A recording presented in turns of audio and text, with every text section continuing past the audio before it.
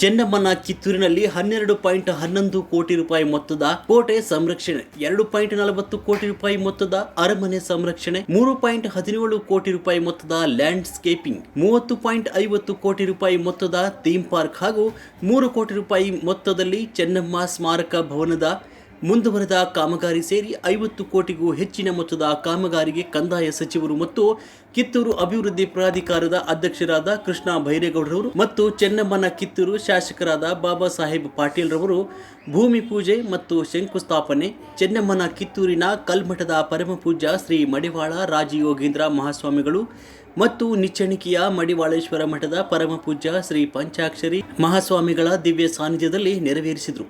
ಅದರ ಬಗ್ಗೆ ಆಸಕ್ತಿನೂ ಐತಿ. ಯಾಕಂದ್ರೆ ಇಷ್ಟು ವರ್ಷದ ಪ್ರಾಧಿಕಾರಕ್ಕೆ ಬಹುತೇಕ ದುಡ್ಡು ಸರ್ಕಾರ ಬೇರೆ ಬೇರೆ ರೀತಿಯಿಂದ ಕೊಟ್ಟದ್ದು. ಆದ್ರ ವಿನಿಯೋಗ ಇಲ್ಲಿ ಚೆನ್ನಮ್ಮ ಕೋಟೆಯಲ್ಲಿ ಆಗಲಿ ಬಡ ಈ ಸ್ಮಾರಕಗಳಿಗೆ ಎಲ್ಲೂ ಮುಟ್ಟಿಲ್ಲ. 1 ರೂಪಾಯಿ ಕೂಡ ಅನ್ನೆಸೆಸರಿ ಥಿಂಗ್ಸ್ ಎಲ್ಲೂ ಹೋಲ್ ಮಾಡ್ದ ಮೊದಲು ಇದನ್ನು ಅಭಿವೃದ್ಧಿ ಪಡಿಸೋಣ ಅನ್ನುವಂಥ ಮಾತನ್ನು ಒಂದನೇ ದಿವಸ ಅವ್ರು ಹೇಳಿದ್ರು. ಅದಕ್ಕೆ ನಾ ಏನು ಹೇಳೋದಲ್ಲ sir, you take the decision ಅಂತ ಅನ್ನುವಂಥ ಮಾತು ಹೇಳಿದ್ವು.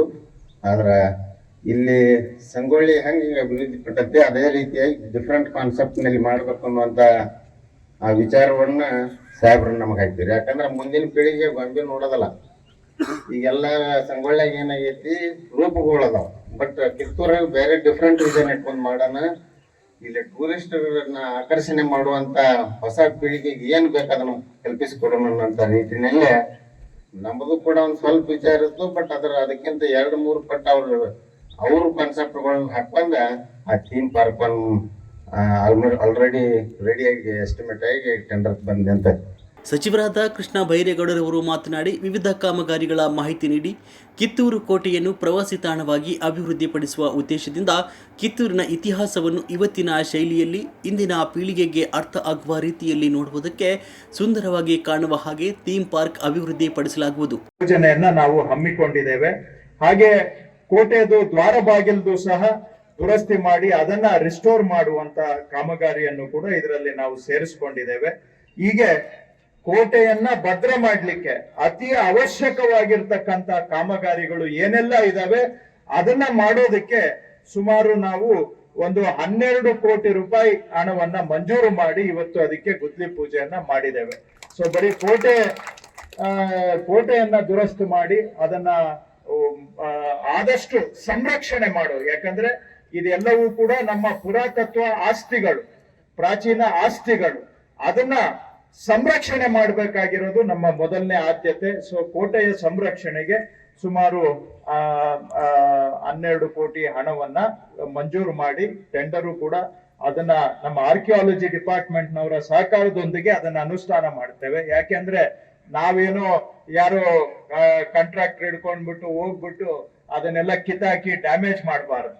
ಸೊ ಹಾಗಾಗಿ ಪುರಾತತ್ವ ಇಲಾಖೆ ಅಂತ ಏನಿದೆ ಕರ್ನಾಟಕ ಸರ್ಕಾರದಲ್ಲಿ, ಆರ್ಕಿಯಾಲಜಿ ಡಿಪಾರ್ಟ್ಮೆಂಟ್ ಅವರ ಸೂಪರ್ವಿಷನ್ ಅಲ್ಲಿ ಈ ಕೆಲಸ ಮಾಡಬೇಕು ಅಂತ ನಾವು ತೀರ್ಮಾನ ಮಾಡಿದ್ದೀವಿ. 200ನೇ ವರ್ಷದ ವಿಜಯೋತ್ಸವದ ಚೆನ್ನಮ್ಮನ ಕಿತ್ತೂರಿನ ಉತ್ಸವಕ್ಕೆ 5 ಕೋಟಿ ರೂಪಾಯಿ ಕೊಟ್ಟಿದ್ದು, ಸಣ್ಣ ಪುಟ್ಟ ಕಾಮಗಾರಿ 5 ಕೋಟಿ ರೂಪಾಯಿ ಸೇರಿ ಒಟ್ಟು ಸುಮಾರು 58 ಕೋಟಿ ರೂಪಾಯಿ ಸರ್ಕಾರ ನೀಡಿದೆ ಎಂದರು.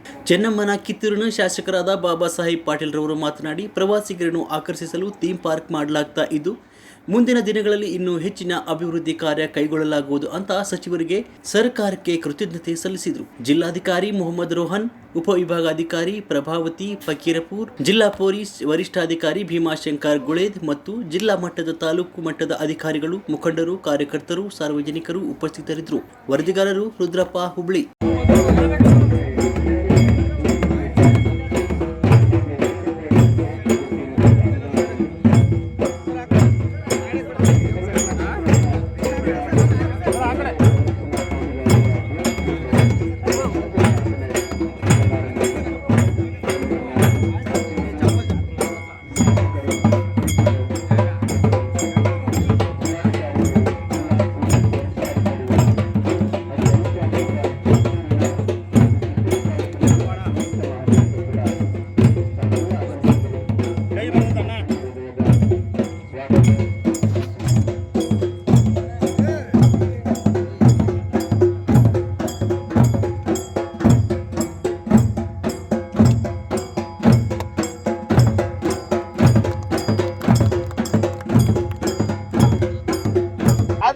ಜನ ಜಾಗೃತರಾಗ್ತಾ ಇದ್ದಾರೆ, ಜೀವನದ ಆಧಾರದ ವಿಷಯಗಳನ್ನ ಮಾತಾಡ್ತಾ ಇದ್ದಾರೆ. ಹೊಟ್ಟೆಪಾಡಿನ ವಿಷಯಗಳು ಮತ್ತೆ ಮುನ್ನೆಲೆಗೆ ಬಂದಿದ್ದಾವೆ.